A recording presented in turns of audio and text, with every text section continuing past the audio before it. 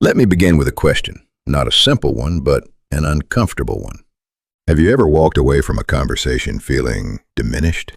Not insulted directly, not attacked outright, but somehow smaller. Maybe it started with a harmless question. How much do you make? What's your rent? Isn't that neighborhood kind of rough? And in that moment, something subtle happens. Your body reacts before your mind understands. A slight tension, a pause, a quiet discomfort. And later, when you're alone, the question lingers. Was that about me or was that about them? 1. The invisible structure behind ordinary conversations. We tend to believe that conversations are about connection, information exchange, mutual understanding. But in reality, many conversations operate on a different layer entirely. A hidden layer, a psychological layer, because not every question is a question. Some questions are positioning devices. They are not asking, "Who are you?" They are asking, "Where do you stand relative to me?" This is the core mechanism of what psychology calls social comparison. Humans are not just social beings. We are hierarchical interpreters.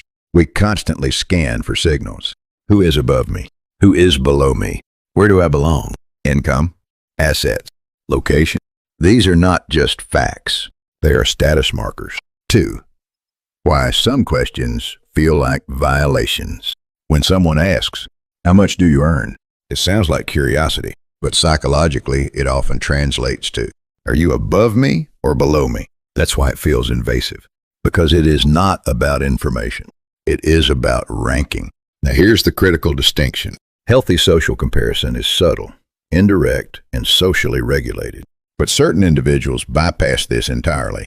They ask directly, bluntly, without regard for boundaries. And when that happens, you are no longer in a conversation. You are in an evaluation environment. 3. The most dangerous misinterpretation. Here's where most people make a costly psychological error. They assume, if I feel uncomfortable, maybe I'm the problem. If that comment bothered me, maybe I'm lacking something. But this is a misdiagnosis, because what you are experiencing is not objective evaluation. It is projection. Let me put it clearly. When someone diminishes you, they are not revealing your value. They are revealing their internal structure, their anxiety, their insecurity, their need for validation. A profound insight from ancient philosophy captures this perfectly. Human beings do not see reality as it is. They see reality as they are. In modern psychological terms, we do not perceive others directly. We perceive them through the lens of our own unresolved emotions. 4. 6 psychological profiles behind intrusive questions. Now, let's move from theory to structure. There are 6 recurring personality patterns behind these behaviors. Understanding them is not optional. It is essential for psychological self-defense. 1. The superiority seeker. This person needs to feel above others. Their identity is comparative, not intrinsic. They ask, do I earn more? Do I live better? Am I ahead? Their questions are persistent. Their focus is numerical, and their attitude shifts depending on the answer. 2. The anxiety regulator. Unlike the first type, this person is not trying to dominate. They are trying to stabilize themselves. They ask repeatedly, not to judge you, but to reassure themselves. Am I okay? When they hear you're struggling, they relax. When you're doing well, they become uneasy. 3. The boundary blind. This type lacks psychological boundaries. They don't necessarily intend harm. They simply don't recognize that certain areas, income, housing, personal life, are private. Their defining phrase is, "What's the big deal?" 4. The dominance signaler. This is where things become explicit. These individuals don't just ask. They attach judgments. You live there? That area is not great. That salary? That's kind of low, isn't it? This is not curiosity. This is status assertion. And often they perform this publicly because dominance requires an audience. 5. The data collector. This type treats people like data sets. They are obsessed with information, market prices, rental yields, investment returns. But in the process, they strip away something essential, your humanity. You become a data point. 6. the insecurity projector. This is the most psychologically complex and the most damaging. These individuals carry deep internal inadequacy, but instead of confronting it, they externalize it. They don't say, "I feel insufficient." They say, "You are insufficient." Their language often includes subtle devaluation. That's pretty average, right? Anyone could do that. You got luck.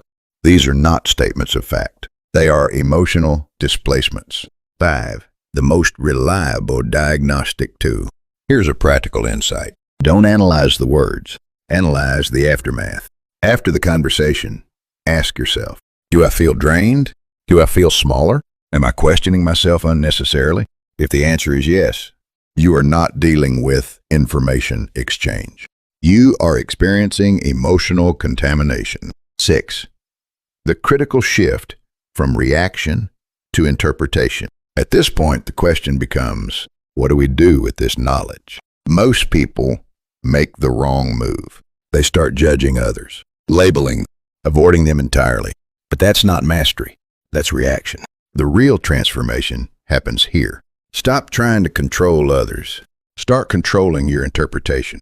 When someone says, "That's not very impressive," old response, "Am I not enough?" New response, "This is not evaluation. This is projection." That single shift changes everything. Because meaning is not in the words. Meaning is in your interpretation of the words. 7. The ultimate psychological strategy. Let me give you the most powerful principle from today's lecture. You don't need to win the game. You need to refuse to play it. The moment you enter comparison, hierarchy, validation seeking, you are inside their world, their rule, their metric, their insecurities. But if you step outside, the game collapses. True strength is not dominance. It is non-participation in unnecessary conflict. So I'll leave you with one question. Whose world are you living in? The world defined by others' comparisons, or the one defined by your own standards? Because the answer to that question will determine the emotional quality of your entire life. If this perspective sharpened your understanding, consider subscribing, sharing, and engaging with the channel. The deeper your insight becomes, the less power others have to destabilize you. In the next lecture, we will go even deeper into one of the most sensitive and weaponized forms of comparison. How people use where you live to define your worth. And more importantly, how to dismantle that psychological trap completely. I'll see you there.